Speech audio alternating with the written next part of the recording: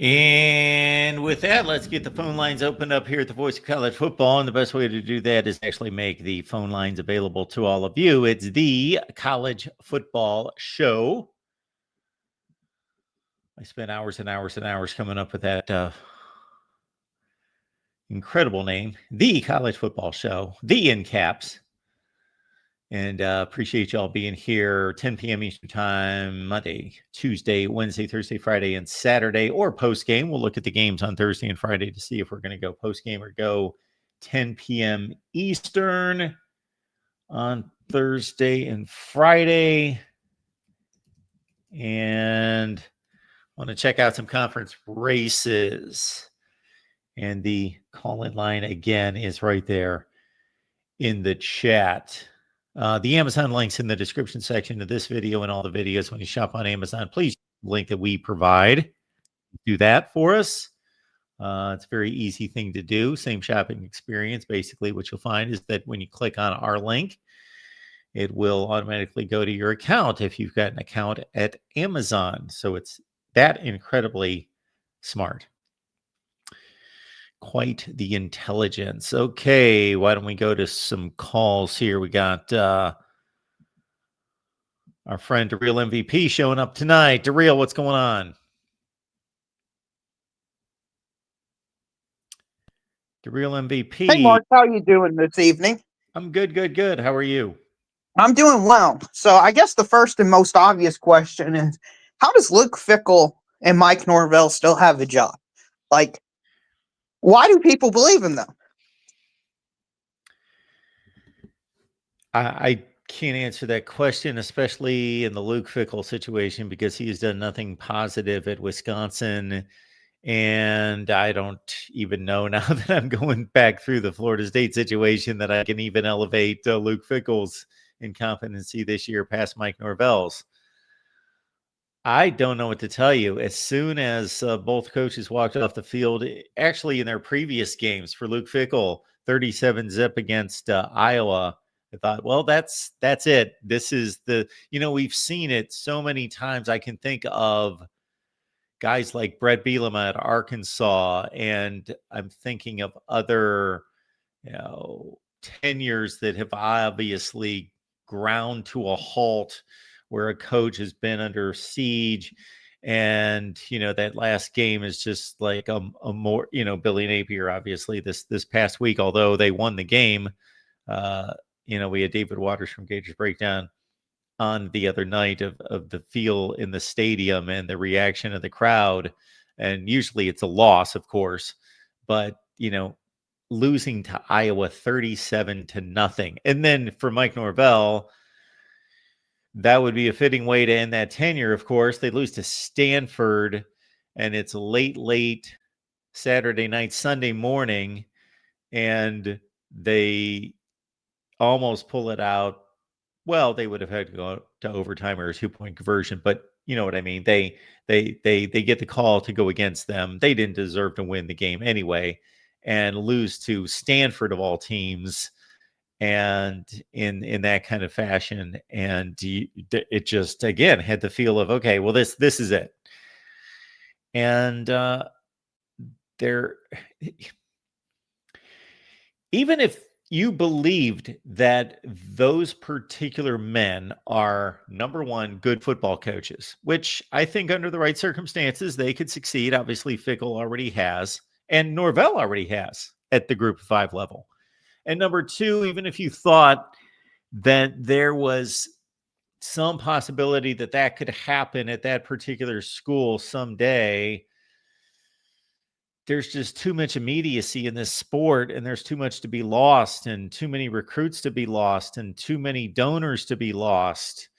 And the likelihood of those things happening is so minuscule that you got to move. You got to move and get in line and end the, that's one thing to pump life into a program and into, again, I mentioned that word donor, is to say, hey, we've had enough. See, we're making a change. There are going to be better days. And now we can be hopeful about who we can go get. I don't know how to explain it either. Yeah, Mark, here's a stat I heard. I couldn't believe it's true. I had to fact check it, so it is true. UConn has twice as many ACC wins over the last 2 years as Florida State. I saw you post that. I think they beat Boston College last week, and they beat like maybe They beat Boston North College Carolina last North year. Carolina last year. Yeah, in the bowl game. Incredible, incredible that yes, Florida State has lost. I think it is 10 consecutive ACC games, something in that range. Yeah, the only win is against Cal, which they should have lost to over the last 2 years. That's Yeah, their if Cal only had a capable field goal kicker, then Florida State would have lost that game as well. They'd be 0-8 and then on their way to 0-8 again. And yeah, it's remarkable. And think it during that same time frame, SMU is 11-0 in the ACC. SMU has laughed at joining the ACC. 11-0. And this brings an interesting point. I just, it's more of a thought exercise for the people out there. Just name every program in college football, and how many of them would have only one ACC win in 2 years? Like, I'm Yeah, not even trolling. Like, Kennesaw State almost beat Wake Forest. They would probably have at least one ACC win over the last 2 years. especially when you include, and again, ironically, it didn't happen for Florida State, but Stanford has been so incredibly horrible. They've almost separated themselves up until this year. They got 3 wins this year inexplicably, but most of that time they've been so atrocious. They've been the automatic win for somebody. But yeah, I and that's Florida State. And again, I know Wisconsin's not quite at that level historically or in the last 40 years, but this is a proud program, and they're used to finishing. They've lived in the top 15 in the country most of this time, going back to the early 90s. And just the thought process that the guy in place can turn this around, that there's any, like, yeah, I can't explain it. I think we've got a huge reduction in. This is usually the way it works. If we get to December 1st, the buyout decreases considerably. Maybe that's it. I don't know, but they're in a bad way, Mark. Like, not even just for them, they're just in a bad way in terms of just football in general. They're just not competitive football team. Like, it's unbelievable what they are. I want to get to some other topics though, other than laughing at Florida State, which we can do every week because they'll lose again next week. Happens every week, so it should continue. The G5 race, Mark. There's one dark horse team. I know we've talked about the American Conference. Yep. If one team were to upset the apple cart, I think it would be James Madison of the Sun Belt. They're currently 6-1. Their only loss was to Louisville by 14 points. Louisville looks like a legitimate football team. Nobody's really talking about them, but I think that's the only G5 team outside of the American Conference that can make it. Now, their schedule's horrible, so that'll probably hold them back. But if they do go 12-1, they will be in their conversation just because of their record. And again, I do remember that they played Louisville, and yeah, that was a pretty competitive game, right? Yeah, it was a 7-point game throughout the whole 7-point game. game. Yeah. And then late in the fourth quarter, they scored a 70-some yard touchdown run to make it a 14-point win. But it was a very close game throughout, with James Madison leading large portions of the game. So, well, if the committee is going to take the tact that you've been promoting all off season and in season, even if James Madison goes 12-1 and there's an American Conference champion at 11-2, I would hope that they wouldn't even give that any consideration. I hope so too, Mark. But, just in case they don't for whatever reason, these things have to be thrown out there. And for anybody out there that wants to look at the American and think, okay, what if they cannibalize themselves and the champion has like 4 losses, they go 9-4. We went through that exercise basically a couple weeks ago, and it really can't happen because the teams at the top almost all play each other, meaning South Florida, Memphis. Who am I missing? South Florida, Navy, Memphis, North maybe, Texas. and the other one, Memphis. Yeah. Then you got North Texas in there as well. there's enough games between them that somebody's got to win the games, obviously. And, they're not all going to be losing all these games and still have some kind of crazy tie for first place at, 9-4 overall is a record, 8-4, let's say overall is a record. And obviously the winner of the championship game is, it would really have to be crazy for the winner of the championship game not to be the front runner for that. I can't even conceive a scenario where that would play out. Oh, I absolutely agree with you. I'm just throwing it out there as a possibility because it's the playoff committee. And when it comes to the playoff committee, I don't trust them always to do the right thing, even though they mostly end up at the right conclusion. But and as you know, real quick, the Mountain West best win outside the conference, I believe, is the San Diego State win over Cal 34-0. So if you're looking for a team in the Mountain West, and they only have one loss, so if you're looking for a 12-1 Mountain West team that would have a win over Cal, if Cal does as good as they possibly can, which they are 5-2 right now. But San Diego State also lost to Washington State by 23. But that would be your comparison. But again, I would think an American Conference winner at 11-2 would be so much stronger than San Diego State at 12-1. I know that I went through the out-of-conference results and the American Conference as of a few weeks ago, and obviously they're playing all conference games now. Had a pretty impressive run against the power conferences. I think it was 7-11. That's good. It's a better record than the ACC. Correct. I mean, the American Conference has played fantastic this year, and they should be fully commended for them replacing the 3 teams that they had to replace since they went off to the Big 12. But, Mark, I wanted to ask you about your top 25 that made sense to me. Okay. I believe we're not currently at the point in the season where we should toss out head-to-head for some of these things. The way I've got the rankings, I don't have a concrete list, is I've got it braced off tiers based on the conferences. So I think the Big Ten at the very top is the best. Your Ohio State, Indiana, and Oregon. So I'd have Indiana, Ohio State 1 and 2. And then the SEC has proven themselves to be better than the ACC. So I would just have all those teams ranked, that glob of like 8 teams ranked in there. And then I would have the ACC behind all of them teams. That's what I would do personally. So why did you kind of just say, well, Miami, they lost to Louisville this week at Miami, but because of the other factors involved, we need to rank them way ahead of them? Okay. So let's go back to your system there. You're saying that you would rank the top tier of the Big Ten all together at the top, then you would move to the SEC? No, I would have Indiana, Ohio State, to me, have separated themselves from the rest of the sport. So I have them 1 and 2. All right. And then what I would have is I would have Bama, Georgia, Vanderbilt, Tennessee, Missouri, that glob of teams, Texas A&M, Ole Miss, that glob of teams next. I would slide in Oregon right behind them because they have the best loss. Okay.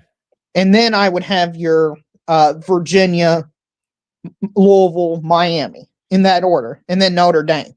Like, I don't see how Notre Dame, based on resume alone, has proven anything because they haven't beaten anybody really good. Like, their best win is a thumping of a winless SEC Arkansas team. So you don't have a list. You have a theory. You have a process or an approach, but you didn't actually do the list. Correct. I haven't fully fleshed it out yet. Okay. I can if you want me to. Well, not like in the moment, No. I? But I got Notre Dame at 12. So, yes. So I came to the conclusion. I did make a decision about this head-to-head business, and I know I go on and on about head-to-head, and I still adhere to head-to-head and wish I could do that fully. And I know that I can do that, as you pointed out, I believe in the comment to the video, that Louisville beat let's take it back. Virginia beat Louisville. Louisville beat Miami. I should keep them in order. However, that head-to-head situation can't be adhered to in other situations. That's why I broke it down in that situation. Yes, I could keep the Virginia, Louisville, Miami order, one loss and head-to-head integrity together in that pocket, but I can't do it across the sport. So since I broke it down across the sport, because you can't hold to it now, I decided to let it go there, because what that does is that beholdens you to other issues and ranking teams where you don't want to, where they have or have not earned something.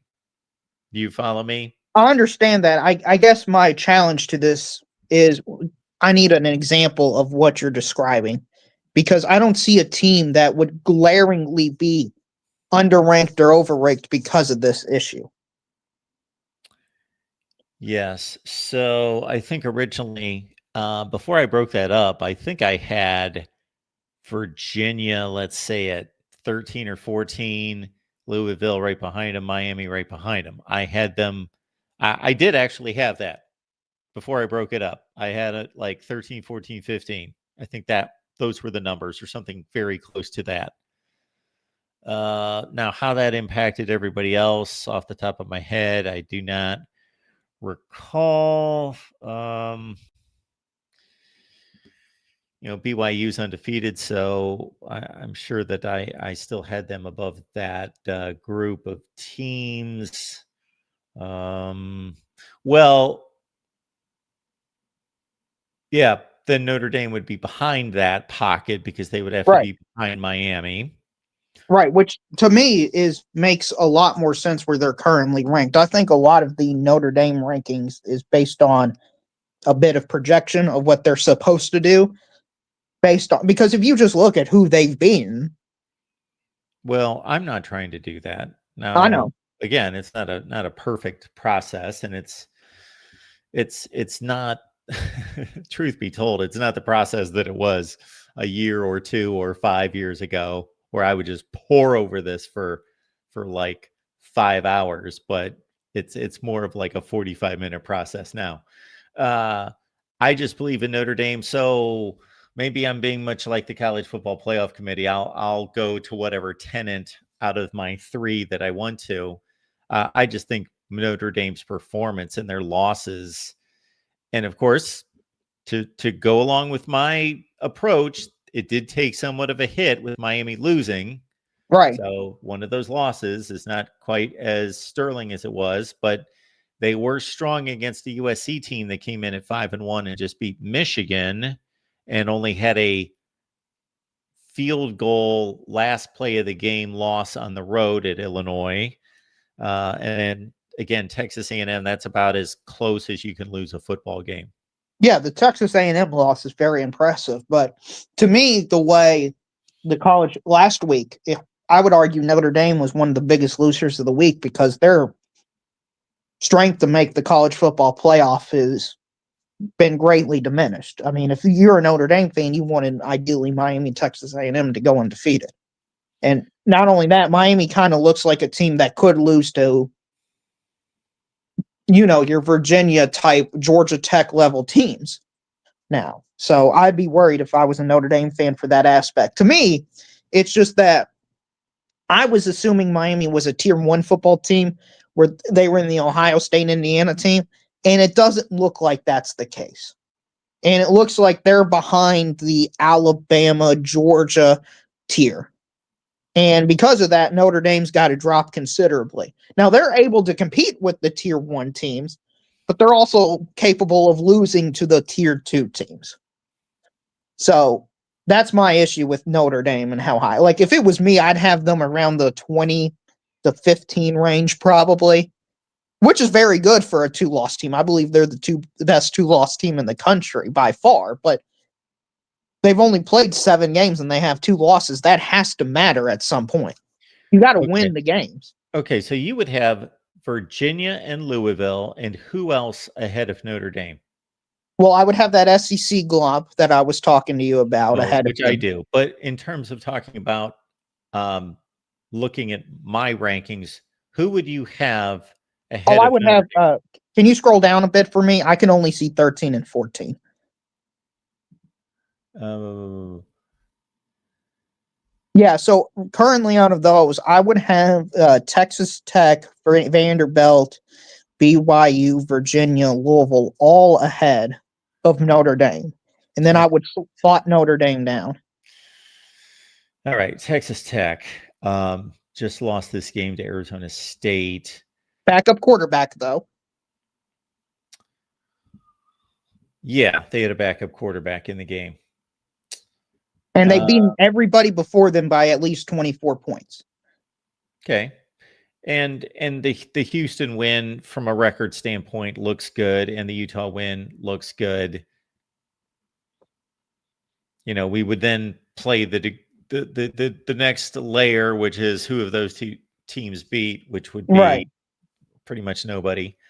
I understand, but that's comparable to mostly outside of USC. I'd put USC as the best win, and then I would put Utah and Houston in the 2-3 slot. Like, they're better than Boise State, NC State, Arkansas, and Purdue, in my opinion. Yeah, those wins are not listed in terms of they're generally listed in chronological order. Those wins, I should probably, that might make it easier for me to rank if I rank the wins next to each team. But yeah, and I would make a case for Vanderbilt. I could make a case for BYU simply because they're undefeated, but yeah, they have won what I would consider to be a quality win just this past weekend.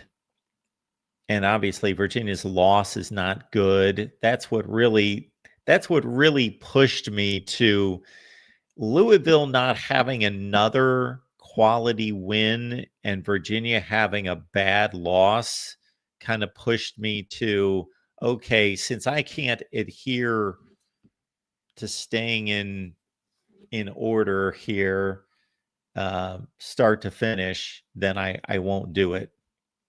Okay, so you think the NC State loss is just such a bad loss that it should override all the head-to-head results? So let's see, where are we running into head-to-head results? I thought we were somewhere else with like Illinois, Michigan, let's see, USC beat Michigan, Michigan beat Washington. I stayed in order: Illinois, USC, Michigan, Washington. No, I didn't mean for that part. I meant for the reason Virginia isn't ahead of Miami is because their loss to NC State is so egregious that it just... No, I don't think it's just so egregious. I'm trying to think what NC State's record right now. They're either 3-4, 4-3. No, it was more that whether it was the Illinois, USC, Michigan, Washington, that is still in order of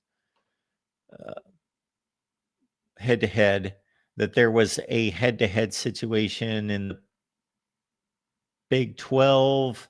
What do we have there? I guess the difference there is Texas Tech still only has one loss. So you kind of remove them from the head-to-head issue if there would be one.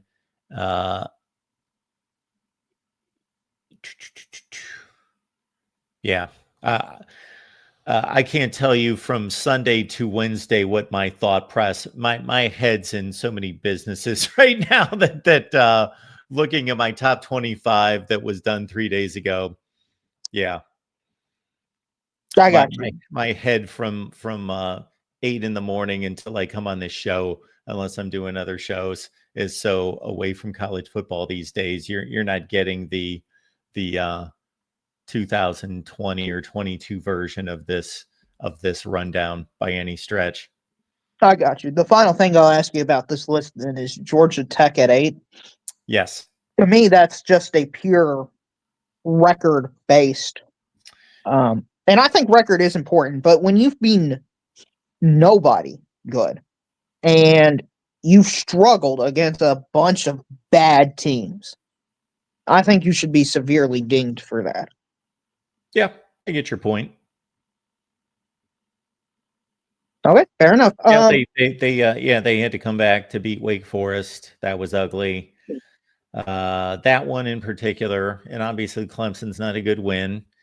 And in Colorado, that game was tied with 90 seconds left in the game. Yep.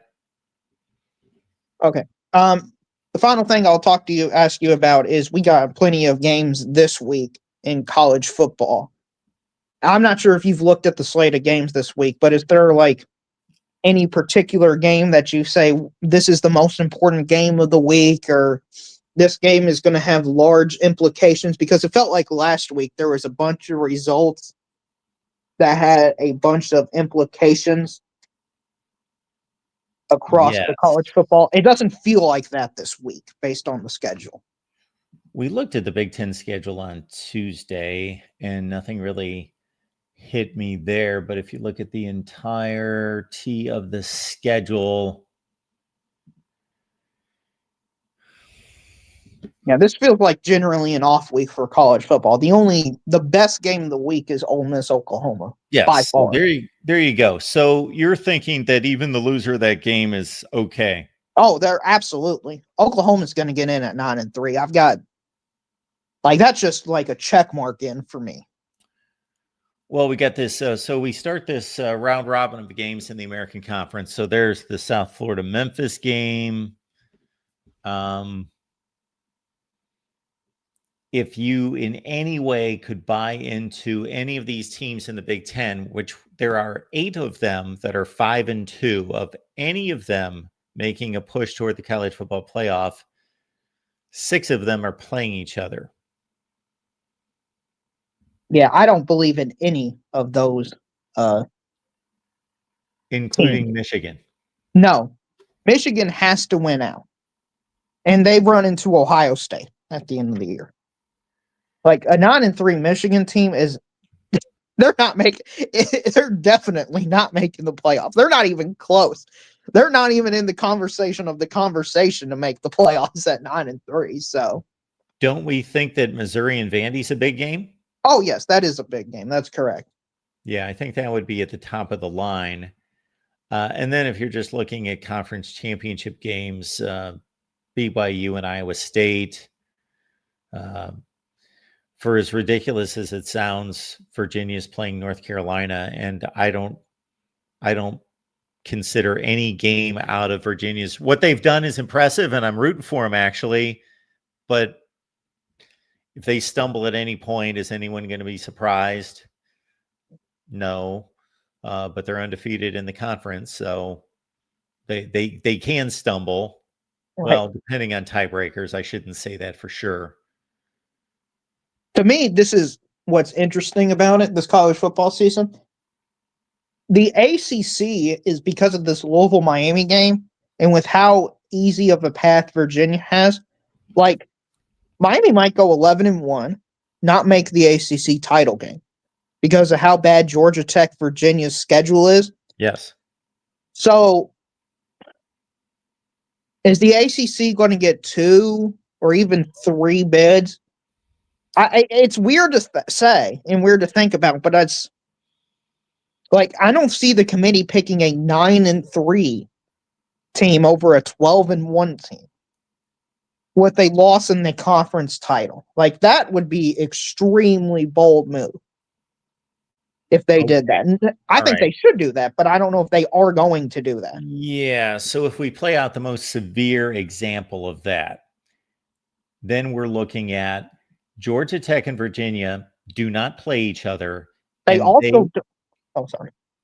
And they finish the run through the rest of the schedule, and they meet in the ACC championship game. And so Georgia Tech's 12-0 and Virginia's 11-1. They play in the ACC championship game. Like you say, Miami clears the deck. They're 11-1. They get left out. Louisville has to be playing one of those teams. They don't play either of them. They've already lost to Virginia. Okay. So this would be remarkable. Louisville wins all of its games, and they're 11-1. and they're not playing in the ACC championship game. Yeah, I know. It's hard. It's like I don't think the committee would leave either of these teams out, but I guess I'll ask Chat since Mark looks like he left on accident in chat. If Georgia Tech and Virginia were both 12-1, Louisville and Miami was 11-1 each. What would you do in that scenario? Would you put them all in? Who would you leave out? Because I have a hard time seeing the committee leaving out. I guess Louisville's the most likely to be left out at 11-1 in that scenario, but they still would get 3 ACC teams in that scenario. Yeah. So I assume, because I didn't hear you for about 20 seconds, that your scenario is the same one we were talking about. Yes. So Virginia's the ACC champion. Okay. Georgia Tech's 12-1. Miami's 11-1. Louisville's 11-1. Just, without really diving into metrics and all of that, Miami's out. They lost to Louisville. Again, we'd have to look at the rest of the country, but if I determined, or whomever determined, only 3 teams can go, Miami would be the first one out. Right. Would you put them in, let me use specific teams, 10-2 Illinois, a 9-3 Texas, a 9-3 Oklahoma, for a 9-3 Vanderbilt? Out of, let's say those teams end up with that record, they beat who they should, they lose to who they should. Now, Vandy's already lost a game by 16 points. I thought it was competitive, but it wasn't. Alabama obviously was much better. I would be looking at game scores and game control, and as long as those teams did not get blown out,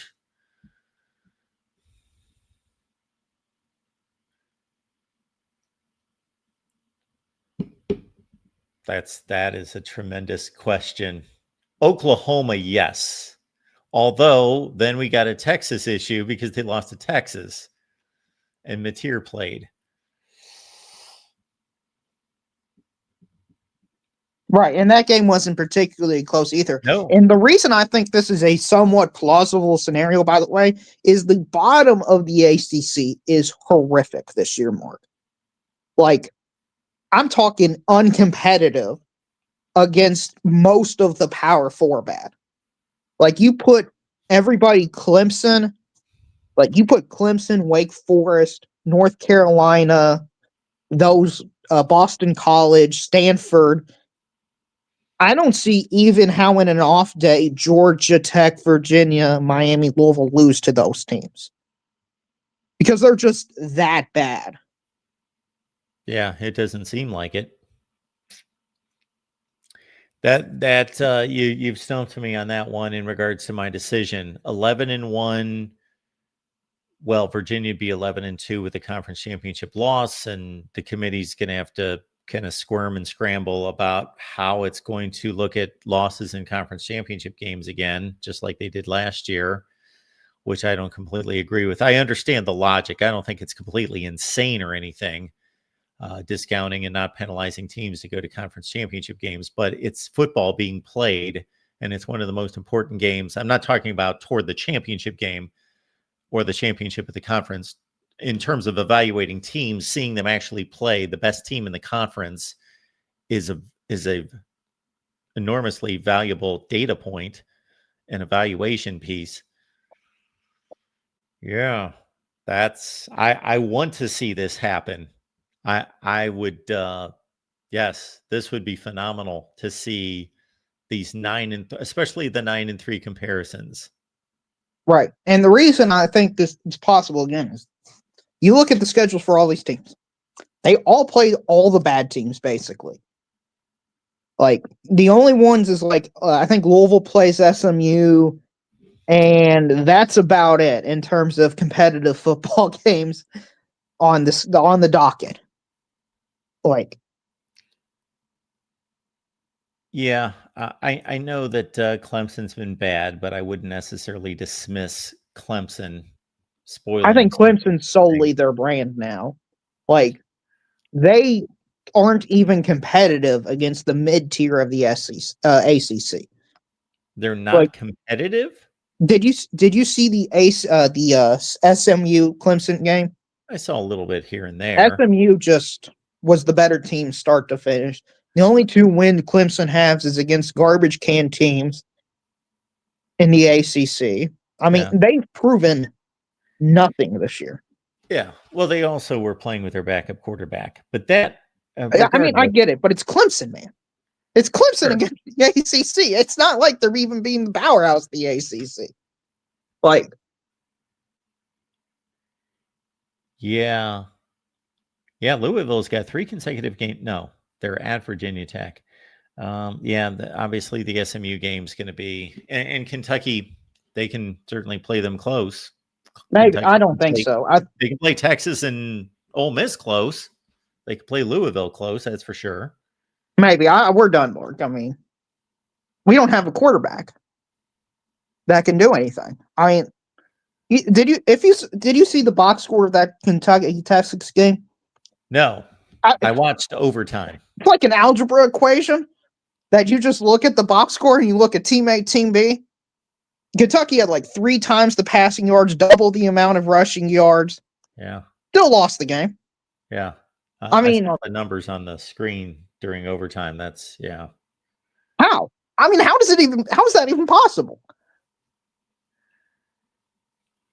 But anyway, I Mark. cannot explain it, but you bring up some great points for sure. I love your scenarios there. I was going to go the ACC route certainly tonight and look at that because I think it's not one of these crazy like UCLA's got 1 loss in the Big Ten. Like I even like talking about that, but they're not going to be able to finish that off. But we're talking about probabilities of this happening to some degree, maybe not exactly to the most chaotic degree, but to some degree. Yeah, it's been good talking to you, Mark. I'll catch you next time, okay? Thanks, DeReal. Appreciate you being here. All right, folks. Appreciate you being here at the Voice of College Football. We are about 40 minutes in, so hopefully, yes, we got a couple calls lined up, and we'll drop the link back in the chat as well. We got Keith stopping by. Keith, what's going on? Yeah, Mark, good show so far. DeReal just really kicks me that 9-3 is an automatic for the SEC, but it's nothing for the Big Ten. That's because the SEC played so much better outside the conference than the Big Ten did. Yeah, for those 3 games you're talking about. 3 games? No, I'm talking about 15 games. 15 games, yeah. 11-4 for the SEC and 6-8 for the Big Ten outside the conference against the power conference teams. Yeah, but that has to be honored. That has to be honored to some degree. And then there's also it depends on the distribution of power within the conference, meaning that once these conferences start to play games against each other, the one thing I can guarantee everyone is that every conference goes 500. So, but it's about the distribution of the power within the conference. I know what you're saying. Yeah. You made that point several times before, and I understand that. Yeah. Yeah, but do you think the SEC is down now? They have a good record against the other conferences, but you also went over the fact that it helps when Alabama plays Wisconsin. Sure. You know, a top team from the SEC plays a bottom team in Big Ten, and 3 years ago they didn't know it was going to be that off balance, but sure, when they scheduled it, but so it's a valid data point, the interconference record, but I see the SEC not as powerful this year as it was 5 years ago. So understand, Keith, I'm not just rolling out these records to say they're 11-4 and they're 6-8, and that's the end of it. No, I've posted a video. I typically do it 3 to 4 weeks into the season when almost all the non-conference games have been played to compare the conferences. So that's just the starting blocks. That's just the beginning of the analysis. Then we have to look at who the games are against. And the SEC does schedule the best and the toughest games outside the conference. The only caveat to that might be because the ACC plays so many games against Notre Dame that really lifts up their strength of schedule per se as a conference, because they play Notre Dame 5 times, if not 6 times, some years. But if you ran down the difficulty of the games that the SEC plays, it's pretty substantial. Yeah, it's just I see Georgia as as a weaker team than they were 5 years ago. Sure, I agree. They're talking about Gunner's They're a weaker team, and they still might be one of the 5 best teams in the country. They probably are. Yeah, they're in that range. My point is, I think teams like Georgia are closer to 10 than they are to 1 now. Okay, we can squabble about that. I don't know. We'll find out. But like they say, Gunner's Stallions looking like one of the best fourth quarter quarterbacks in the country right now. You're demeaning Gunner Stockton's Stockton. Sorry, name there, mixing him up with your pal. Yeah, that's right. Yeah. Okay. So Gunner Stockton, yeah, but he played really well against Ole Miss. In the fourth quarter, right? Well, they scored 43 points. They had 20 points at halftime. I think they played pretty well on offense. Okay. Yeah, that one. There was one game they were trailing by 14 going into the fourth quarter. What game was that? Tennessee. Okay.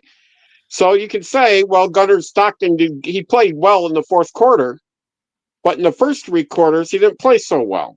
He dug himself that hole. Well, I've kind of, I watched the Ole Miss Georgia game pretty much start to finish. The Georgia Tennessee game I was in and out of, but I saw quite a bit. I kind of doubt that he played that bad of a game against Tennessee for 3 quarters if they scored 44 points. It's kind of hard to score 44 points in 1 quarter. So I think he played pretty well against Tennessee as well. Then you're saying that maybe their defense was bad to fall 12 points behind after 3 quarters? Oh, their defense isn't anywhere close to what it was 5 years ago. Right. Sure. Okay. Well, maybe that's where it is now, because I can't say I don't follow it close enough to be able to say if it's the quarterback or the defense. It could very well be the defense, but it's the defense. Yeah. And Bama lost to Florida State badly. Yeah, right? They lost by 2 touchdowns. They were down by a touchdown in the fourth quarter, and they lost by 2. Yeah. Right. Sure. And now Florida State looks very mid. I don't think any of these teams are crappy. I think they're mid is a more accurate description. Florida State looks pretty mid now, so I think Bama's not what it used to be. Now, Bama beat 4 straight ranked teams, right? But what if all 4 of those ranked teams were down from where they were a few years ago? Well, I know Vandy's not down from where they were 4 or 5 years ago. They're the exception. They're the Indiana of the SEC. Yes.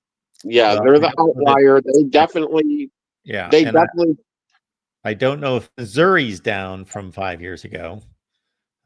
They're definitely not. Well, Missouri's like a roller coaster. They go up, down, don't they? Well, they've been pretty good the last 3 years. They've been 11-2, 10-3, and now they're 6-1. So if we want to diagnose that, Missouri, yes, Alabama beat Missouri, who otherwise has won all of its games, and they beat Kansas, and they beat Auburn, and they beat really nobody that good. Like you say, a lot of mid teams like Auburn and South Carolina, and they might have a good win in there somewhere. I'm certainly not coming up with it off the top of my head right this second. And Kansas. Vandy beat LSU last week. That would be their best win. And then the other ranked wins that Alabama has would be Tennessee. We just talked about them. Tennessee lost to Georgia at the gun, and that was their other loss. And let's see, Alabama's other win would be against Georgia, obviously. Yeah. Yeah. And I saw you heard of the Big Ten huddle guys, right?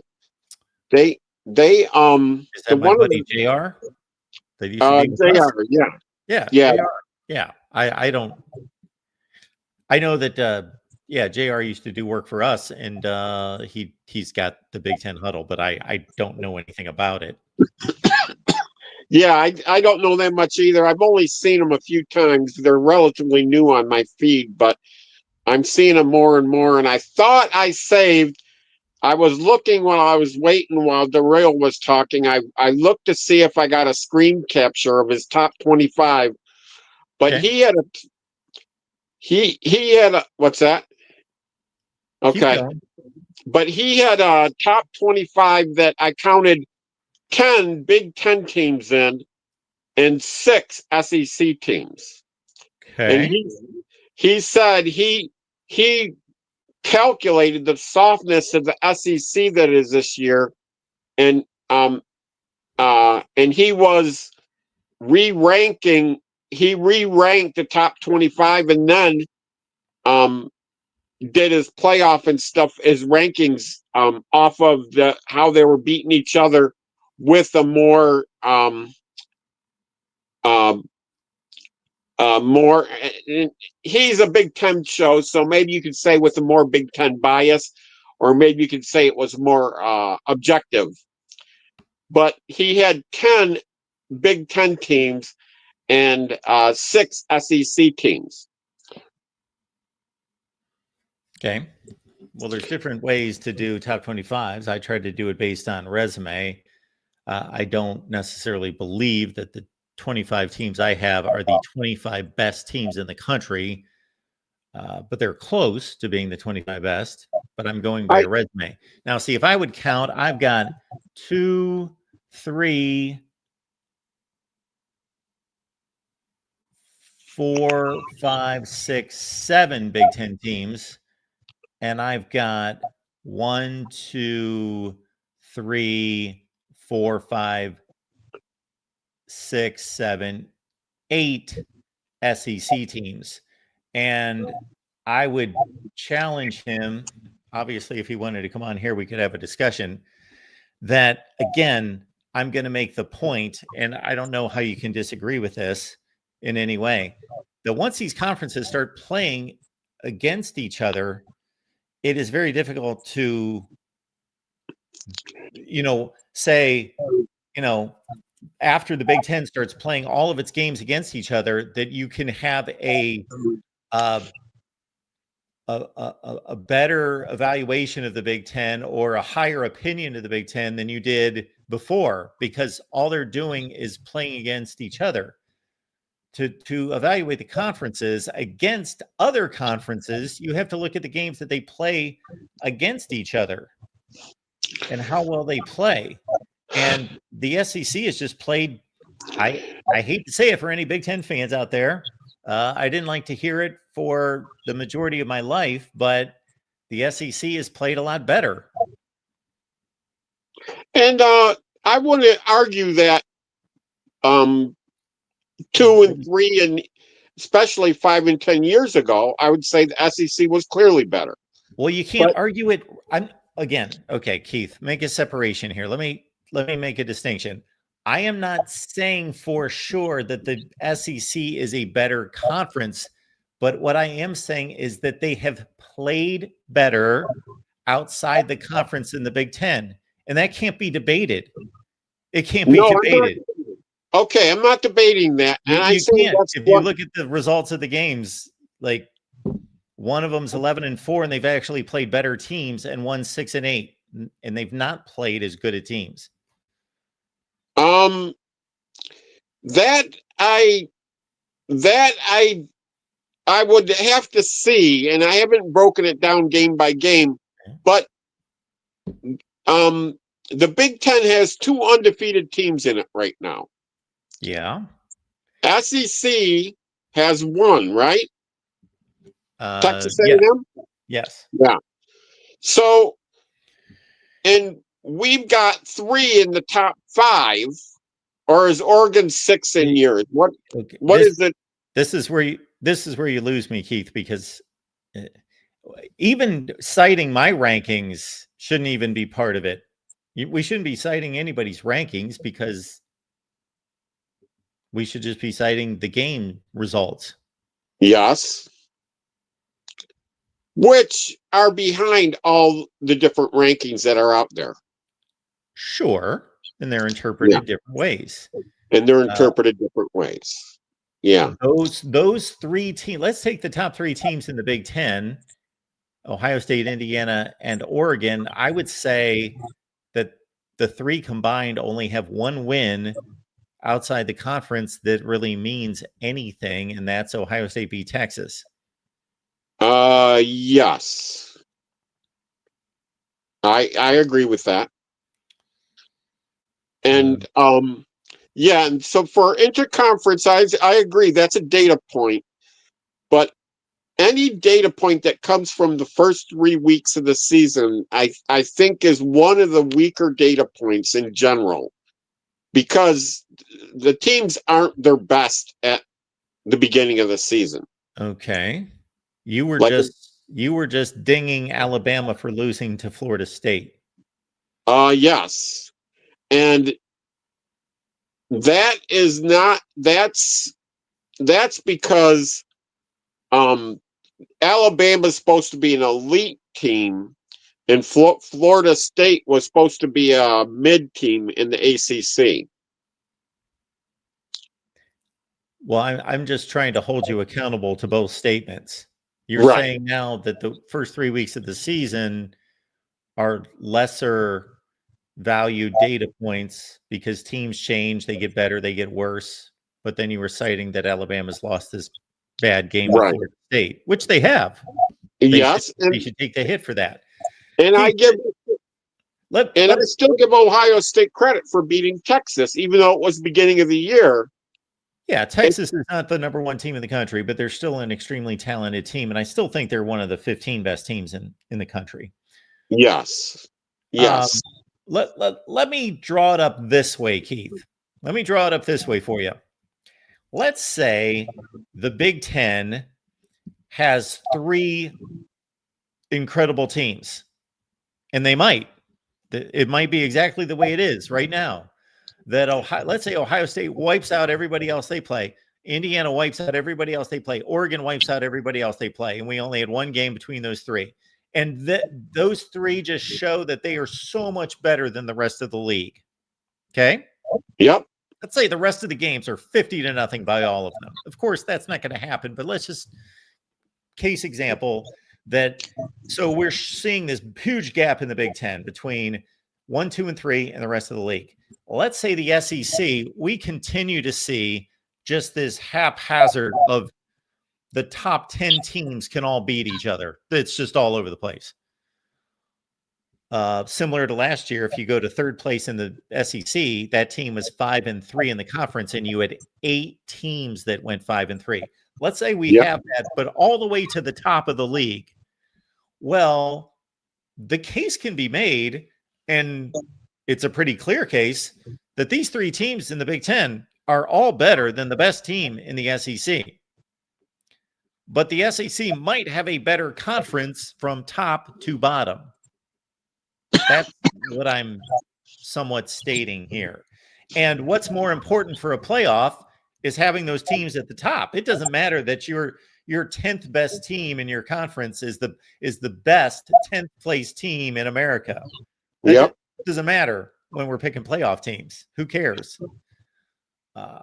So that might, in fact, be the situation, that the Big Ten is better at the top, but the SEC is deeper.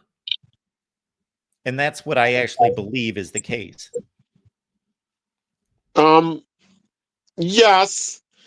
But does that mean an SEC 9-3 team should be over a Big 10 10-2 team? So if this was 1985 and everybody in the conference played everyone, then that would be an easy question to answer. But we'd have to look at each schedule, like Wisconsin, and I know they're not in the discussion because they're so bad, but I just bring them up because they've got the toughest schedule in the Big Ten. Nebraska has the easiest schedule in the Big Ten. Those are two very different schedules, and it's the same problem, although not quite to the same degree because they have two less teams. Well, they only play 8 games in the conference, so it's about just as bad, almost exactly in the SEC, where Oklahoma plays a brutal schedule. Texas, relatively speaking, plays an easy schedule. So we'd have to go to each team. Your Michigan Wolverines played arguably the toughest schedule in the conference last year and arguably the easiest schedule this year. So we would have to look at it. Now, Illinois, for example, their schedule was front loaded. They had to play Indiana, they had to play Ohio State, they had to play USC.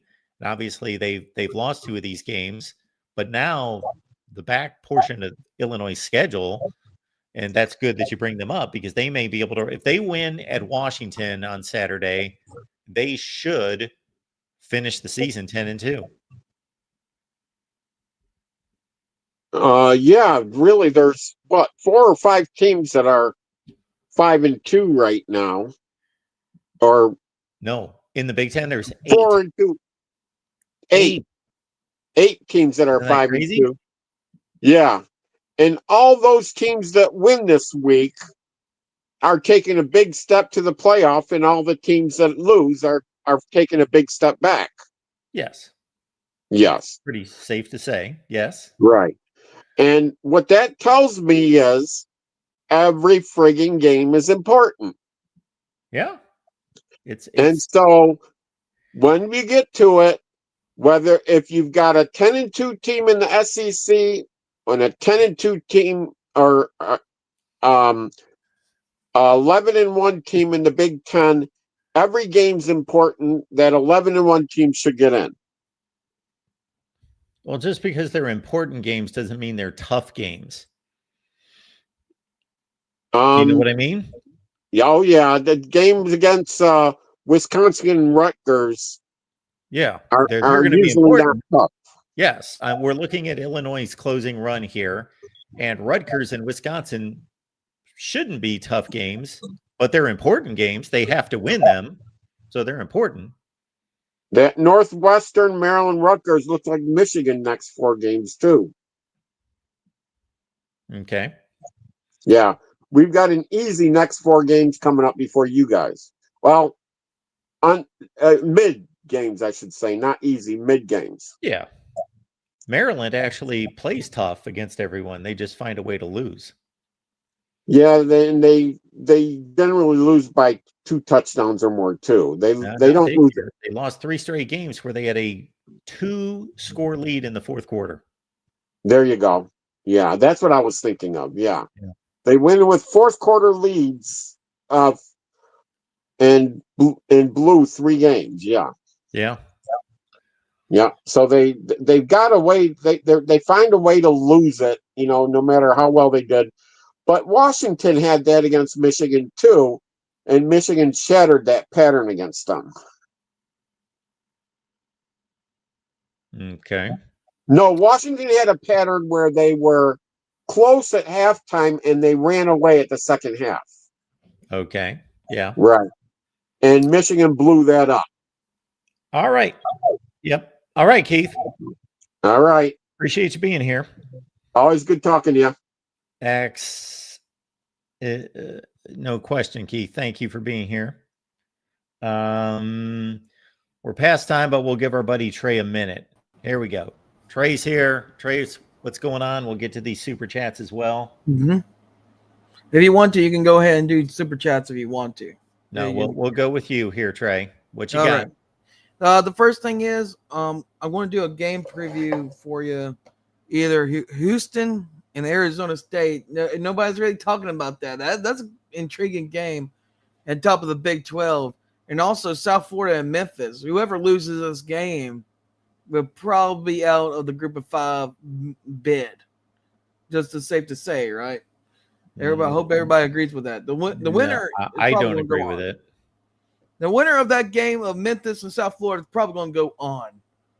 Well, yes, it's a huge game, but the loser is not out. You don't think so? It's very damaging, but they're not out. If I was Memphis, I'd be careful because they already got one. I understand they already have one. Yeah.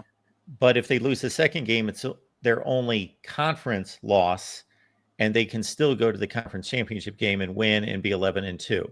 But you're right. It's a big game, but it's not the end of the world 100% to the loser. Well, let me ask you this. Which has the most to lose? When you look at South Florida, Memphis, Navy, I'm surprised Navy is not even ranked. They're 7-0. They haven't played anymore. Maybe they can get in there and be what they were last year until the very end. And we all seen how they got exposed with the Army. But who else? Memphis, South Florida, maybe Navy. What's the other? We'd have to look at all those schedules, but the team that has the most to lose is the team that if they lose this game this week doesn't have a good path to the championship game, meaning they don't play the other contenders to get themselves back into the championship game. This is true. I'll say this. I think Memphis beats South Florida, Mark. I think they got a lot to prove. I think South Florida finally met their match. Besides, Miami and Florida, I'm talking about it's their level. I think Memphis can beat South Florida if they stick with their game plan and eliminate all the eliminations and stop the South Florida quarterback. That South Florida quarterback is a menace. If you let him get going and throwing or running, he will run over you and put 63 on the board real quick like he did the last couple of games. He is phenomenal. He's a great athlete, not only just a quarterback, but a great athlete, period. So if I was Memphis, I'll keep an eye on him, but it's really hard to say. But also in the ACC race, I would say it's beat Virginia and Georgia Tech. Safe to say. The only trip up for Virginia, I would say, is Virginia Tech. Because that's a rivalry game, and that game's always close at one point. And I think Virginia Tech probably has a good chance to beat Virginia. They got nothing to lose. What's better than not beat your rival Virginia? And you've been having their number for the last decade.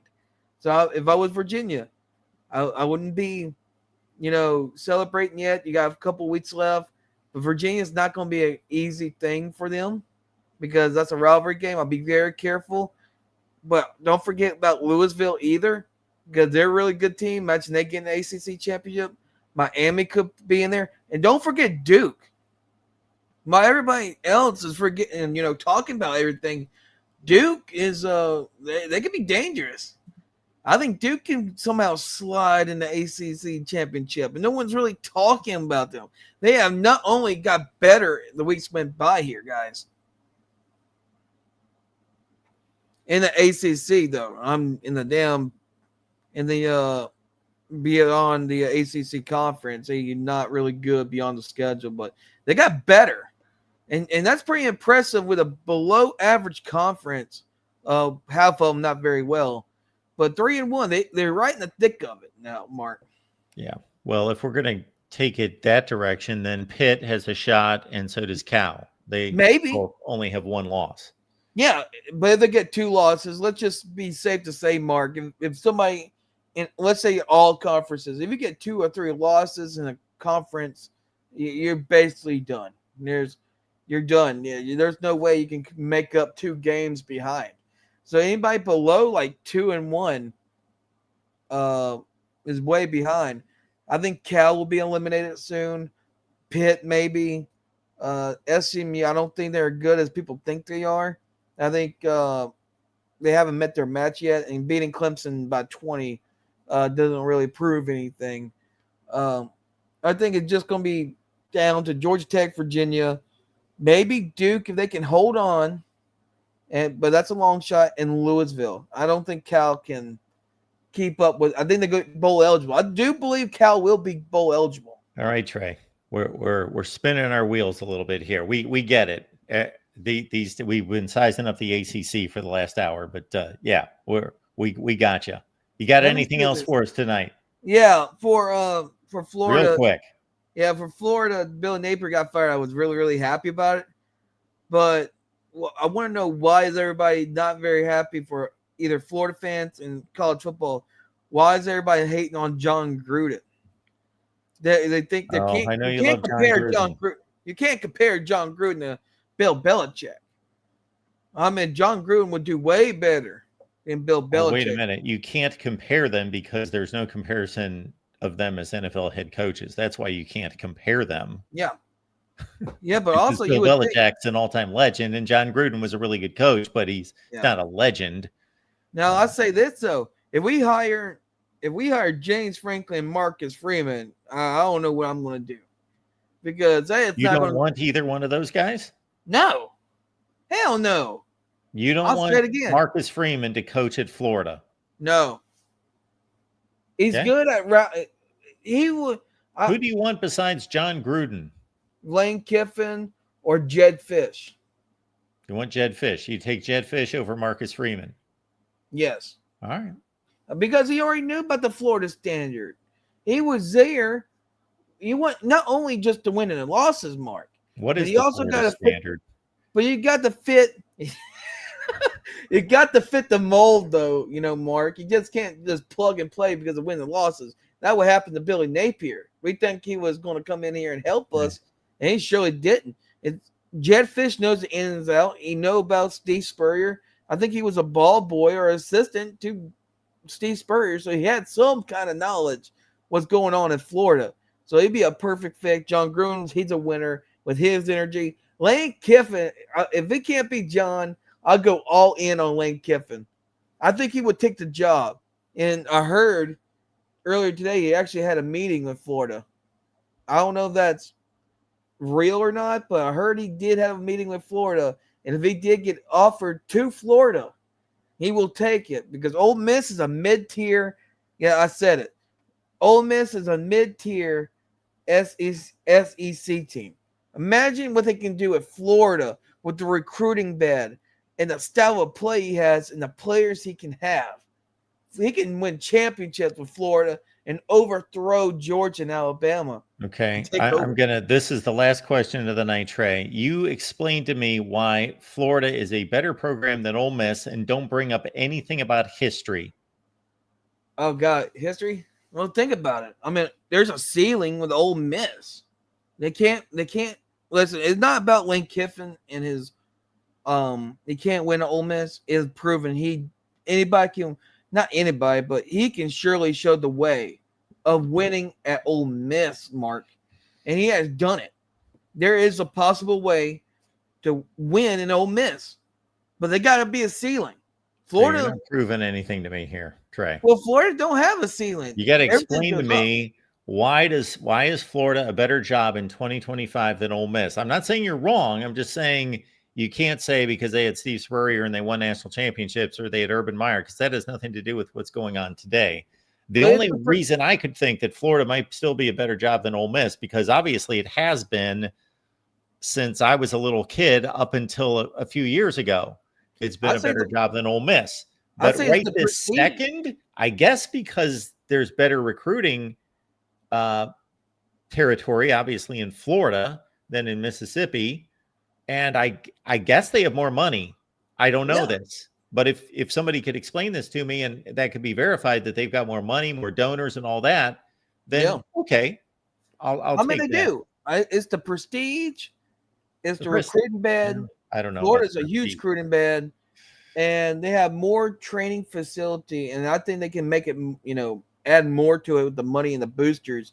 I think there's a limitation to Ole Miss, even with Lane Kiffin, how good he is. He has proven it, and Hugh Freeze did prove it too when he was over there. But they got to be a ceiling to Ole Miss. Ole Miss is not built to win championships like Florida is. Florida already had proven that before. Can we get that back? With Lane Kiffin, I think we can. Florida proved that during a different era of college football. All right, Trey. Appreciate you being here, man. Thank you. All right, let's wrap it up. We got Adam stopping by. Adam says, Mark, if UCLA defeats the moody and socially suspect Kirk Cignetti and Indiana, they could shock the world and maybe be the first 4-loss team to make the playoffs. Why have you not explored this possibility?